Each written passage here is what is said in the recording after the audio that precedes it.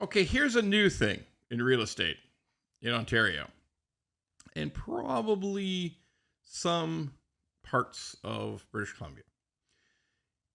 Is it is it 1990 all over again? Let me explain. So, in 1990 in Ontario, there was a major real estate correction. There was a lot of similarities, not all the same. Things were not all the same. There were differences, but there was a major price correction as a result of an abrupt and distinct high rate increase by the Bank of Canada. So the market had grown elaborately. There'd been really a lot of froth in the market from 1986 through 1989. There'd been a tremendous run up in prices, huge degree of real estate activity, hell's a popping in real estate in 1986 through 1989. It was busy, and prices were going up like crazy. And then the Bank of Canada raised rates, and prices leveled off and fell. Particularly in the condominium market, which was extremely small at the time. It was tiny. And in the single family market, which back then, in 1990, was much bigger. So what's similar thing am I noticing right now that doesn't actually get a lot of coverage? Are some homeowners trapped? I know we like to think about, homeowners, well, they get a high renewal and they won't be able to afford it, because they bought between 2000 and 2022, 2020 and 2022, that 2-year period, probably, there was probably in some cases 50% price increases in some regions. So I'm thinking in Durham, so that's like the 905 eastern part of the GTA. And in Peel, which is like the western part of the GTA, 905.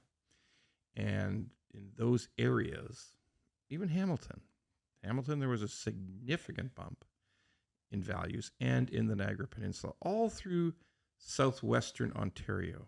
Very big bumps. Guelph, through the roof. Kitchener-Waterloo, through the roof. London experienced a jump.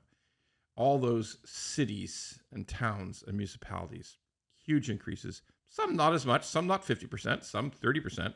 But let's face it, 30% in 2 years in the housing market is absolutely nuts. It's insanely aggressive increases at the point where we were experiencing the lowest mortgage rates in history. And that was what 2020, half of 2020, and all of 21 and a quarter of 2022 was all about. The lowest rates in the history of mortgages in Canada. So what happened in 1990. What happened in 1990 is a number of people saw the house values fall, and some rates were increased on renewal, and they struggled, and some had to give them up. But it was a very slow process. Like, it's not just like everybody got in trouble at once. No, it's not like that. Just as we've observed in Canada, even though there's this huge number of renewals have gone through since the rates started to go up, there's been no actual massive increase in delinquency rates or default rates at the big Canadian banks. They're still historically very, very low. Now, that may change as unemployment changes, but right now it's still very low. So what happened? We saw that people just stayed in their houses, and there could be no move up buying. There could be, some people even got divorced and lived in the same house because there was no way to sell the house without losing all the equity that people had.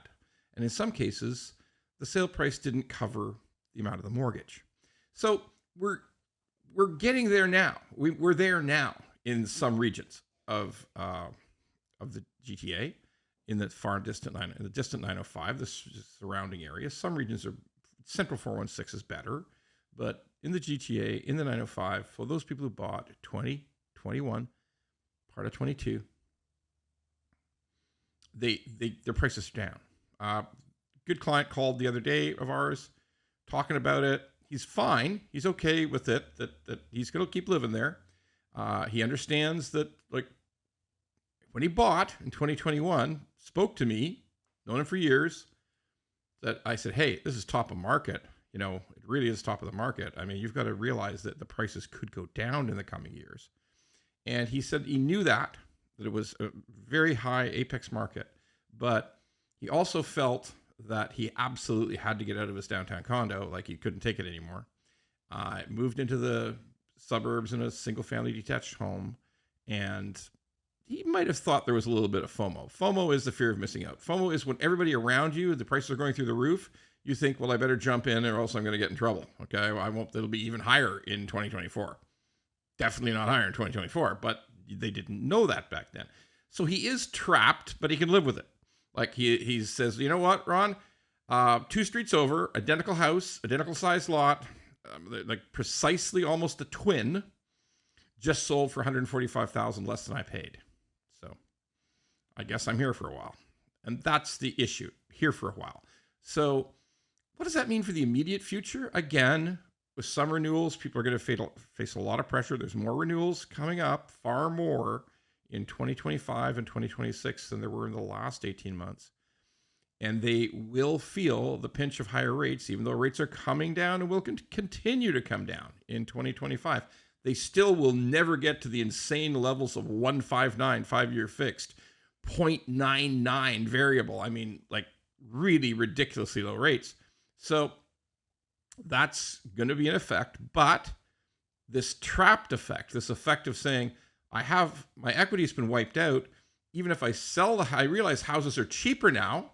Houses are cheaper. But if I sell my house, I have no money to go out and put a down payment down. That wipes out the down payment. Like, $145,000, $150,000, $200,000 less, $300,000 less. That's all my equity. That's what I put in as a down payment. It's gone.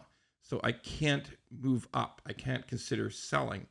And with the few exceptions like marriage breakdown, although I assure you, back in 1991, I knew of people who stayed in the same house, and one's upstairs, one's downstairs, because they just couldn't sell, and they didn't want to lose money on the house. So that means no move-up buyers, or very much fewer. I'm not saying no, because there's a lot of immigration to Canada. That's the big difference between now and 1990. Now there's astronomical immigration like we've never heard of before, and that was not true in 1990. So those are the differences. It's never exactly the same, but the idea that some buyers are trapped and can't move up, that's real.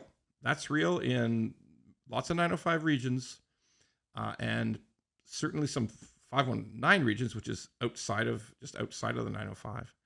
And I think it's pretty true in the far reaches of the Fraser Valley, where some of those prices went up absolutely crazy in those smaller centers in British Columbia that's up the Fraser. I think they were really, really high, and they're not going to sustain it. That's part of what we're going to see in the next couple of years.